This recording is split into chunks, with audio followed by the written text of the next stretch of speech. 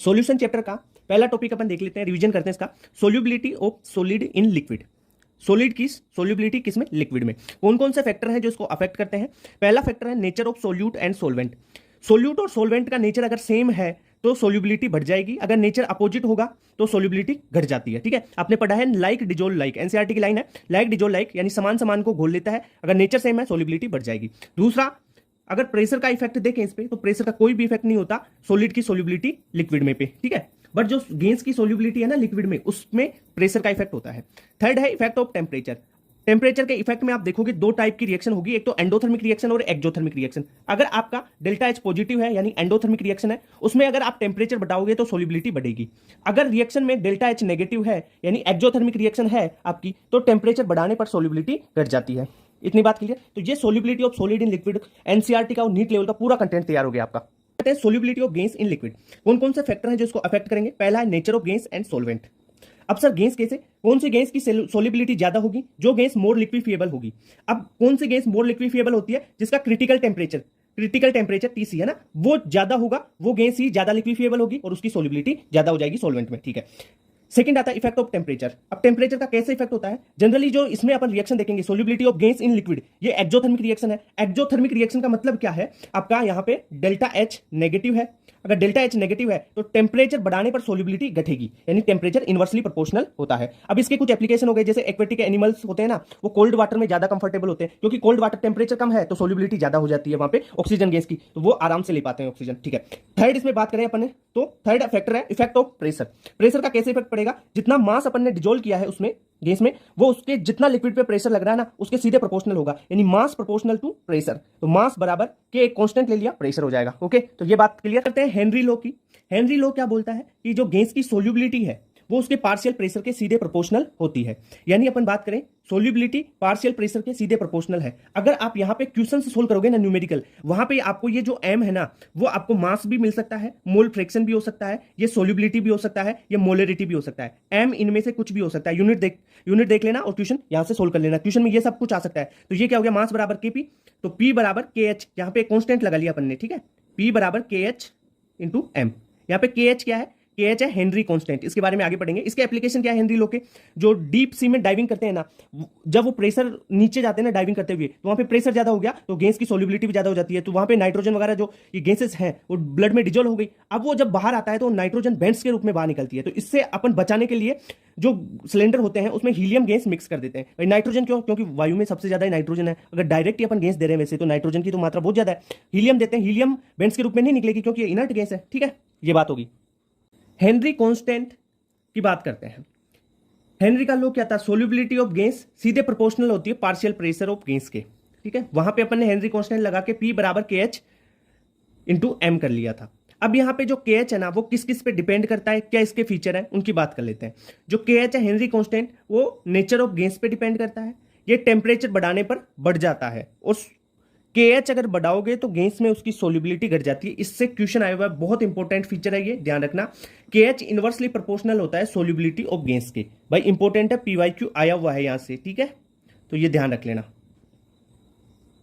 बात करते हैं limitation of Henry law. Henry law क्या था? जो गैस की सोल्यूबिलिटी है उसके पार्शियल प्रेशर के डायरेक्टली प्रोपोर्शनल होती है, यानी पी बराबर के एच इंटू एम कर सकते हैं। यहाँ पे के एच क्या है? हेनरी कांस्टेंट होता है। अब इस हेनरी लॉ की क्या क्या लिमिटेशन है? इसकी पहली लिमिटेशन है कि जो गैस आपने रिएक्ट करवाई है वो सोलवेंट के साथ रिएक्ट नहीं करनी, आपने जो गैस ली है वो रिएक्ट ही नहीं करनी चाहिए सोलवेंट के साथ में। ठीक है, यानी नॉट रिएक्ट नहीं करनी चाहिए। दूसरी बात कि आप प्रेशर बढ़ाते हो तो सोल्यूबिलिटी बढ़ रही है, पर प्रेशर ज्यादा हाई नहीं होना चाहिए, टेम्परेचर बहुत कम नहीं होना चाहिए, यानी pressure is not too high and temperature is not too low. ठीक है, चौथी बात करें तो अपन कि गैस में ना तो डिसोसिएशन होना चाहिए, गैस ना तो टूटनी चाहिए वहां पे, रिएक्ट नहीं करनी चाहिए, और ना ही उसमें कोई एसोसिएशन होना चाहिए। इतनी बात क्लियर? तो ये लिमिटेशन हो गई, यहां से भी पीवाईक्यू आया हुआ है। बात करते हैं वेपर प्रेशर की।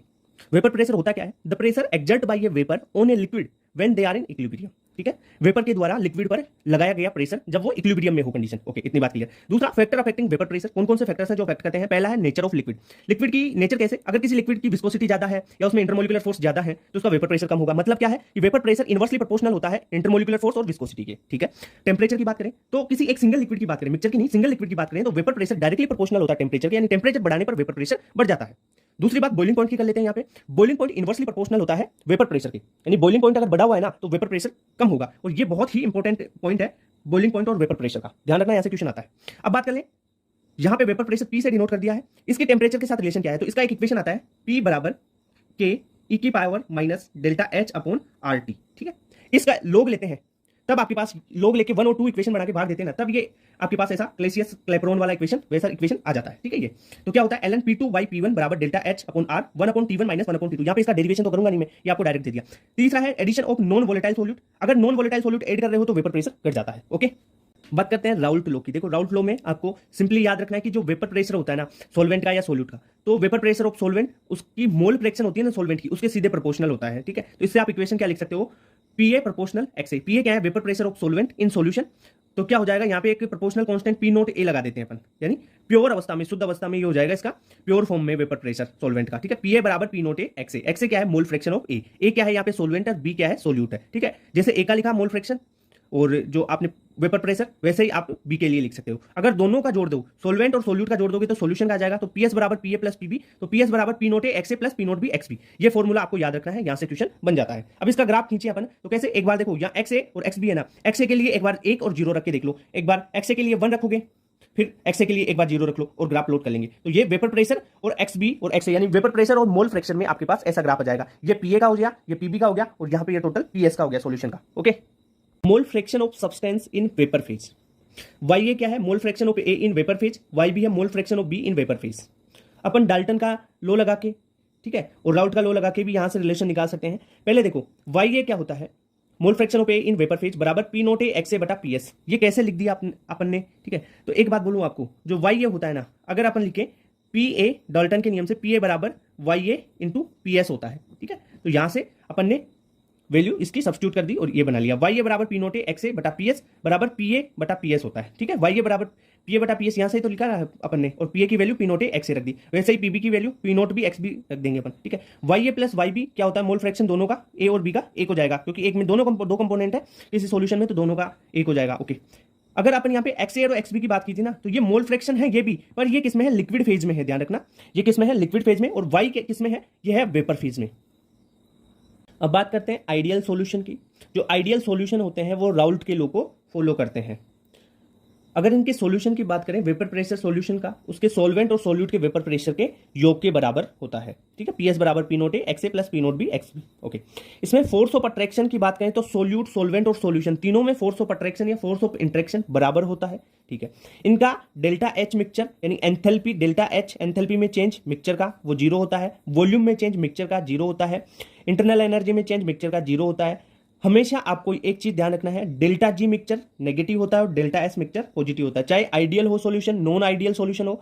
अपन स्पॉन्टेनियस की बात कर रहे हैं, ठीक है। अगर इसके एग्जांपल्स क्वेश्चन पूछे जाते हैं तो वो आपकी कोई भी होमोलॉगस सीरीज हो, वो होमोलॉगस सीरीज आइडियल सॉल्यूशन के एग्जांपल है, benzene plus toluene, n heptane n octane हो गया, ठीक है, C2H5Br प्लस C2H5I हो गया, ये सारे आइडियल सॉल्यूशन है, ओके। कोई भी होमोलॉगस सीरीज ले लो, वो भी आइडियल सॉल्यूशन होगी। अब बात करते हैं नॉन आइडियल सॉल्यूशन। जो सॉल्यूशन राउल्ट के लॉ को फॉलो ही नहीं करते वो नॉन आइडियल सॉल्यूशन होते हैं। इनमें जो सोल्यूट और सॉल्वेंट का फोर्स ऑफ अट्रैक्शन होता है ना, वो सॉल्यूशन के फोर्स ऑफ अट्रैक्शन के से या तो छोटा होगा या बड़ा होगा, ठीक है। उस बेसिस पे अपन देख लेंगे कि पॉजिटिव डेविएशन या नेगेटिव डेविएशन। यहाँ पे डेल्टा एच मिक्सचर 0 नहीं होगा, वॉल्यूम मिक्सचर 0 नहीं होगा, डेल्टा यू 0 नहीं होगा, डेल्टा जी और डेल्टा एस हमेशा फिक्स रहेंगे, डेल्टा जी नेगेटिव होगा, डेल्टा एस मिक्सचर पॉजिटिव होगा, चाहे आइडियल हो नॉन आइडियल हो। ये 2 टाइप के होते हैं। पहला अपन बात कर लेते हैं positive deviation from Raoult law, और दूसरा होगा negative deviation from Raoult law. ये नॉन आइडियल सॉल्यूशन के 2 टाइप में, पॉजिटिव और नेगेटिव। अब बात करते हैं positive deviation from Raoult law. Positive deviation 1 ये नॉन आइडियल सॉल्यूशन है, तो ये राउल्ट के लॉ को तो फॉलो नहीं करेंगे। इसमें अपन बात करें तो सोल्यूट्स और जो सॉल्वेंट है उनमें फोर्स ऑफ अट्रैक्शन स्ट्रॉन्ग होगा, बजाय किसके, जो सॉल्यूशन बनेगा ना, उसमें फोर्स ऑफ अट्रैक्शन वीक हो जाएगा सॉल्यूशन में फाइनल। तो क्या होगा, जो सॉल्यूशन का वेपर प्रेशर इंक्रीज हो जाएगा, क्योंकि उनमें फोर्स ऑफ अट्रैक्शन वीक है, तो सॉल्यूशन का वेपर प्रेशर ज्यादा होगा किससे, सॉल्वेंट और सॉल्यूट से, ओके। इसमें delta H mixture positive deviation है तो पॉजिटिव, डेल्टा वी भी पॉजिटिव, डेल्टा यू भी पॉजिटिव, डेल्टा जी हमेशा फिक्स रहता है negative, delta S mixture fix है पॉजिटिव। स्पॉन्टेनियस के लिए बोल रहा हूं भाई, फिक्स हमेशा। नॉन स्पॉन्टेनियस अगर कंडीशन दे दी जाए तो फिर वो चीजें अलग हो जाती है, वो थर्मोडायनेमिक्स में अपन पढ़ने वाले हैं, ठीक है, ओके। एग्जांपल्स यहां से क्वेश्चन आता है, पॉजिटिव डेविएशन के एग्जांपल हो गए एसीटोन, है ना, 3 बार है, एसीटोन के साथ अल्कोहल ले लो, बेंजीन ले लो, या CH2 ले लो, कार्बन डाइसल्फाइड, या अल्कोहल के साथ पानी मिला लो, CCl4 के साथ CHCl3 ले लो। ये सारे पॉजिटिव डेविएशन के एग्जांपल है। अगर अपन वेपर प्रेशर और मोल फ्रैक्शन का ग्राफ खींचे तो ये तो देखो जो ब्लू से बनाया हुआ है ये आइडियल सॉल्यूशन के लिए, बट जब पॉजिटिव डेविएशन होता है तो ये ग्राफ कुछ ऊपर चला जाता है, पॉजिटिव डेविएट हो जाता है। Okay, negative deviation from Raoult law, ये नॉन आइडियल सॉल्यूशन है, इसलिए ये राउल्ट लॉ को फॉलो नहीं करेंगे, उसमें नेगेटिव डेविएशन शो करेंगे। कैसे शो करेंगे नेगेटिव डेविएशन वो भी बताता हूं। इसमें होता क्या है, जो सोल्यूट और सोलवेंट का फोर्स ऑफ अट्रैक्शन है ना वो वीक रहता है बजाय किसके, सॉल्यूशन के। सॉल्यूशन का जो फोर्स ऑफ अट्रैक्शन या फोर्स ऑफ इंट्रैक्शन सॉल्यूशंस के मॉलिक्यूल में वो स्ट्रॉन्ग होता है, और सॉल्यूशन में स्ट्रॉन्ग हो गया फोर्स ऑफ अट्रैक्शन या इंट्रैक्शन तो उसका वेपर प्रेशर कम हो जाएगा। तो वेपर प्रेशर कम हो गया सॉल्यूशन का, किससे, सोलवेंट और सोल्यूट से। तो क्या होगा, डेल्टा एच मिक्सचर भी नेगेटिव हो जाएगा, वॉल्यूम डेल्टा वी भी नेगेटिव हो जाएगा, डेल्टा जी और डेल्टा एस ये फिक्स है, delta G negative delta S positive रहेगा। ओके, इसके एग्जांपल से क्वेश्चन पूछा जाता है। एसिड प्लस आप वाटर ले लो, ठीक है, या आप एसिड प्लस बेस ले लो, ये सारे एग्जांपल आ जाते हैं इसमें। जैसे एसिड प्लस वाटर का HNO3 plus H2O, HCl plus H2O, acid base का CHCl3 प्लस CH3CO CH3 हो गया, ठीक है, फिनोल या एनिलीन हो गया, आप एसिटिक एसिड और पायरिडीन भी ले सकते हो। ये सारे हो गए वेपर प्रेशर। और आप मोल फ्रैक्शन में ग्राफ खींचोगे, देखो ये नॉर्मल जो ब्लू है ये तो है आपका आइडियल सॉल्यूशन के लिए। अगर नेगेटिव डेविएशन हो रहा है तो ये देखो रेड से नीचे लाइन चली जा रही है, तो ये नेगेटिव डेविएशन यहाँ पे शो कर रहा है। एजियोट्रोप्स, एजियोट्रोप्स क्या है, mixture which have constant boiling point, जिनका कांस्टेंट बॉइलिंग पॉइंट हो, their ratio in liquid phase and vapour phase same, liquid phase और वेपर फेज में इनका रेशियो भी सेम होता है, और इनको अपन फ्रैक्शनल डिस्टिलेशन से सेपरेट नहीं कर सकते, तो ये एजियोट्रोप हो गए। सबसे इंपॉर्टेंट है कि ऐसे मिक्सचर जिनका बॉइलिंग पॉइंट कांस्टेंट हो, ठीक है, उनको, जिनका लिक्विड फेज और वेपर फेज में रेशियो सेम हो, उनको एजियोट्रोप्स बोलते हैं, ठीक है। ये दो टाइप के होते हैं, एक होता है मिनिमम बॉइलिंग एजियोट्रोप जिसके बारे में आगे पढ़ेंगे अपन अभी, और एक होता है मैक्सिमम बॉइलिंग एजियोट्रोप। ओके, तो ये पता चल गया, एजियोट्रोप का कांस्टेंट बॉइलिंग पॉइंट होता है, लिक्विड फेज और वेपर फेज में इनका रेशियो सेम होता है, ठीक है, इनको फ्रैक्शनल डिस्टिलेशन से सेपरेट नहीं कर सकते। एजियोट्रोप के टाइप था, उसमें अपन पढ़ने वाले हैं मैक्सिमम बॉइलिंग एजियोट्रोप। इसका मतलब क्या है कि boiling point of azeotrope is greater than the boiling point of either compound. जो भी इसके अलग कंपाउंड्स हैं उनका बॉइलिंग पॉइंट कम होगा बजाय किसके, जो एजियोट्रोप बन गया उससे, ठीक है। ओके, इसका बॉइलिंग पॉइंट ज्यादा हो जाता है तो वेपर प्रेशर कम होगा इनका, ठीक है। दे show negative deviation from Raoult law, तो मैक्सिमम बॉइलिंग एजियोट्रोप क्या है, नेगेटिव डेविएशन जो राउल्ट लॉ है उसको शो करने वाले कंपाउंड वो शो कर देते हैं ये। एग्जाम्पल जैसे HNO3 और H2O की बात करें, HNO3 68% और H2O 32% ले लिया अपन ने। यहाँ पे बॉइलिंग पॉइंट देख लो, HNO3 का 359 केल्विन है और H2O का है 373 केल्विन। ओके, अगर अपन एजियोट्रोप बनाते हैं HNO3 और H2O का मिक्सचर लेके, तो क्या होता है, उसका जो बॉइलिंग पॉइंट है ना वो 393.5 केल्विन हो जाता है, यानी बॉइलिंग पॉइंट बढ़ जाता है, तो ये मैक्सिमम बॉइलिंग एजियोट्रोप हो गए। इसके एग्जांपल जैसे HCl plus H2O, CHCl3 plus CH3CO CH3, ठीक है, फिनोल एनिलीन हो गया, ठीक है, एसीटोन पायरिडीन मिक्स कर लेते हैं एसीटोन में तो वो भी बन जाता है। ओके, मिनिमम बॉइलिंग एजियोट्रोप की, मिनिमम बॉइलिंग एजियोट्रोप क्या है, boiling point of azeotrope is less than the boiling point of उसके जो कंपाउंड्स हैं उनसे, यानी एजियोट्रोप का बॉइलिंग पॉइंट कम हो जाता है जो उसके कंपाउंड्स अपन ने मिलाए ना उनसे। जैसे अपन बात करें इथेनॉल प्लस वाटर, इथेनॉल इतना परसेंट, वाटर इतना परसेंट ले लिया, ये 4.6%। इथेनॉल का जो बॉइलिंग पॉइंट है 351.3 केल्विन है, वाटर का 373 केल्विन, इन दोनों का ये बॉइलिंग पॉइंट है, बट इन दोनों का मिक्सचर बना लिया, इनका एजियोट्रोप मिक्सचर बना लिया, तब उसका बॉइलिंग पॉइंट हो गया 351.15।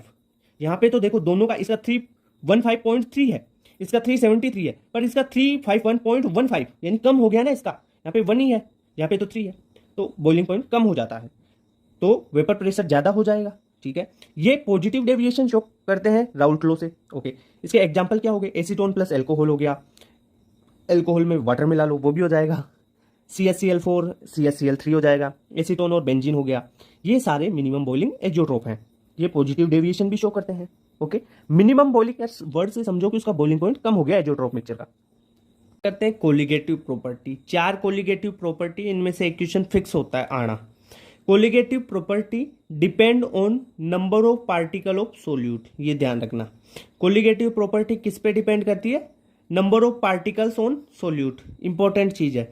कौन कौन सी कोलिगेटिव प्रॉपर्टी पढ़ने वाले अपन, relative lowering in vapour pressure, elevation in boiling point, depression in freezing point और ऑस्मोटिक प्रेशर, ये 4 कोलिगेटिव प्रॉपर्टी होती है, ठीक है। कोलिगेटिव प्रॉपर्टी, ये क्वेश्चन बन सकता है यहाँ से भाई, number of particles of solute ध्यान रखना, इस पे डिपेंड करती है। अब अपन एक एक पढ़ते हैं, relative lowering in vapour pressure वगैरह सब कुछ। Relative lowering of vapour pressure, colligative property, इसका सबसे पहले आपको फॉर्मूला पता होना चाहिए भाई, P naught minus P S बटा पी नोट बराबर एक्सपी। अब यहाँ पे सर ये पी नोट क्या है, पी एस क्या है? पी नोट है vapour pressure of solvent in pure form, और पी एस है वेपर प्रेशर ऑफ सॉल्यूशन। तो यहाँ पे vapour pressure of solvent in pure form minus vapour pressure of solution बटा vapour pressure of solvent in pure form. यहाँ पे X B करना है, एक्स क्या है? Mole fraction of B, solute का मोल फ्रैक्शन। सोल्यूट का मोल फ्रैक्शन क्या होता है? एक्स बी क्या होता है? एनबी बटा एनए प्लस एनबी, यानी मोल ऑफ बी बटा mole of A plus mole of B, यानी टोटल मोल। ओके, ये आपको ध्यान रखना है। यहाँ पे relative lowering of vapour pressure क्या है? P naught minus P S बटा पी नोट होता है ना, ये एक्स बी के बराबर होता है, ये है relative lowering in vapour pressure. अगर आपको P naught minus P S दे तो वो रिलेटिव लोवरिंग है, वो लोवरिंग इन वेपर प्रेशर है, वो रिलेटिव लोवरिंग नहीं है। रिलेटिव लोवरिंग तब आएगी जब पी नोट डिवाइड होगा। ओके, तो इसके लिए एक, अगर आपको न्यूमेरिकल क्वेश्चन आए तो आपको कैसे सोल्व करना है, आपके लिए एक ये फॉर्मूला आपको याद रखना पड़ेगा। इस फॉर्मूले से आपका न्यूमेरिकल वैल्यू सोल्व हो जाएगा। P naught minus P S बटा पी नोट, ये रिलेटिव लोवरिंग वेपर प्रेशर नहीं है, ये सोल्व करने का इसी का मॉडिफिकेशन किया हुआ फॉर्मूला ये, बट बराबर एनबी बटा एनए, और एनबी बटा एनए क्या होता है? Molarity into molar mass of solvent बटा 1000। ओके, अगर डाइल्यूट कर दे सॉल्यूशन को तो इसको आप इस प्रकार से लिख सकते हैं फॉर्मूले को। सेकेंड कोलिगेटिव प्रॉपर्टी है एलिवेशन इन बॉइलिंग पॉइंट, जिसे डेल्टा टीबी से शो करते हैं। On addition of non volatile solute to volatile solvent, vapour pressure क्या होगा? डिक्रीज होगा, बॉइलिंग पॉइंट इंक्रीज हो जाएगा, इसलिए बॉइलिंग पॉइंट ऑफ एलिवेशन बोलते हैं अपन। ठीक है, तो boiling elevation in boiling point क्या होता है? डेल्टा टीबी बराबर टी एस सोल्यूशन का टी, ठीक है, माइनस टी नोट। ठीक है, टी क्या है? टेम्परेचर है भाई, टी तो ये थी, तीसरी बात तो पता होगा ना। Delta T B elevation in boiling point सीधे प्रोपोर्शनल होता है किसके? स्मॉल एम के। स्मॉल एम क्या है? मोलेलिटी। ठीक है, मोलेलिटी है ये, ठीक है, मोलेलिटी नहीं, मोलेलिटी है। तो यहां से अपन एक कांस्टेंट ले लें, तो के बी कांस्टेंट लगा दिया, तो डेल्टा टी बी बराबर K B into molality. Okay, small M molality होता है, मोलेलिटी। के बी क्या है यहाँ पे? मोलर एलिवेशन कांस्टेंट या इब्लियोस्कोपिक कांस्टेंट बोलते हैं, ये भी आ सकता है नीट में। यहां से न्यूमेरिकल वैल्यू बनता है, इस फॉर्मूले को याद रखना। यहाँ पे मोलेलिटी का फॉर्मूला भी आप यहाँ पे रख सकते हैं। मोलेलिटी का फॉर्मूला क्या होता है? डब्ल्यू बी बटा एम बी इंटू 1000 बटा डब्ल्यू ए। डब्ल्यू बी क्या है? Weight of solute, M B क्या है? मोलर मास ऑफ सोल्यूट, और डब्ल्यू ए क्या है? Weight of solvent. ठीक है, सोल्वेंट। ओके, यहाँ पे केबी की वैल्यू, केबी का फॉर्मूला, जनरली केबी की वैल्यू दी हुई होती है, अगर नहीं दी हुई हो तो ये फॉर्मूला लगा सकते हैं। केबी बराबर आर टी नोट स्क्वायर बटा 1000 एल वेप। एल वेप क्या है? Latent heat of vaporisation. और एक इंपॉर्टेंट चीज जो नीट में आती है कि केबी किस पे डिपेंड करता है? Depend on solvent. KB depend on solvent. Depression in freezing point, on addition of non volatile solute, अगर नॉन वोलेटाइल सोल्यूट ऐड कर दिया तो वेपर प्रेशर कम हो जाएगा, वेपर प्रेशर कम हुआ तो फ्रीजिंग पॉइंट भी कम हो जाता है। ओके, इतनी बात क्लियर। यहाँ पे डिप्रेशन इन फ्रीजिंग पॉइंट क्या है? डेल्टा टीएफ है, ये होता है T naught minus TS. T naught क्या है? सोल्वेंट का टेम्परेचर, और ये हो जाएगा सॉल्यूशन का। ठीक है, टीएस। डेल्टा टीएफ यानी डिप्रेशन इन फ्रीजिंग पॉइंट बराबर अपन ने केएफ एक कांस्टेंट ले लिया इनटू एम। एम क्या है? यहाँ पे मोलेलिटी है। Okay, molality. और केएफ क्या है? केएफ है मोलर डिप्रेशन कांस्टेंट, जिसे बोलते हैं अपन क्रायोस्कोपिक कांस्टेंट। और केबी क्या था? केबी था मोलर एलिवेशन कांस्टेंट और या इब्लियोस्कोपिक कांस्टेंट। ओके, केएफ की वैल्यू आरटी नोट स्क्वायर बटा 1000 लेटेंट हीट ऑफ फ्यूजन से आप निकाल सकते हैं। ठीक है, केएफ भी सोल्वेंट पे डिपेंड करता है और केबी भी सोल्वेंट पे डिपेंड करता है। ओके, अगर अपन डेल्टा टीएफ का जो जनरली फॉर्मूला न्यूमेरिकल्स में आता है वहां पे मोलेलिटी का फॉर्मूला अपन रख दें तो क्या बन जाएगा? केएफ इंटू एम बराबर क्या हो जाएगा? केएफ मोलेलिटी का फॉर्मूला रखो, वेट ऑफ सोल्यूट इंटू 1000 बटा molar mass of solute into weight of सोल्वेंट। Okay, ये हो गया इसका डेल्टा टीएफ का formula, depression in freezing point. Fourth colligative property होती है ओस्मोटिक प्रेशर। ओस्मोटिक प्रेशर को पाई से डिनोट करते हैं, और पाई बराबर होता है सी आर टी। सी क्या होता है? सी है कॉन्सेंट्रेशन, जो है मोलरिटी के टर्म में आप लिखोगे। ओके, आर क्या है? गैस कांस्टेंट, और टी जो टेम्परेचर आपको दे रखा है। अगर यहाँ पे मोलरिटी की वैल्यू अपन रख दें, यानी मोल्स ऑफ सोल्यूट बटा वॉल्यूम इन लीटर, तो ये फॉर्मूला क्या हो जाएगा? पाई बराबर एनबी बटा वीएल इंटू आरटी। ओके, अगर एनबी की वैल्यू भी रख दो, यानी मोल्स ऑफ सोल्यूट क्या होंगे? वेट ऑफ सोल्यूट बटा मोलर मास ऑफ सोल्यूट, तो ये आपके पास फॉर्मूला जाएगा पाई बराबर डब्ल्यू बी बटा एमबी इंटू आरटी बटा वॉल्यूम इन लीटर। अगर इस लीटर को एमएल में कन्वर्ट करना चाहते हो तो ऊपर 1000 से मल्टीप्लाई कर देना। ओके, तो ये हो गया आपका osmotic pressure, fourth colligative property. अब इसके बाद में वॉन्ट ऑफ फैक्टर बचा है, वो अपन करते हैं। वॉन्ट ऑफ फैक्टर है क्या? इसे आई से डिनोट करेंगे, और ये होता है नॉर्मल मोलर मास बटा एबनॉर्मल मोलर मास।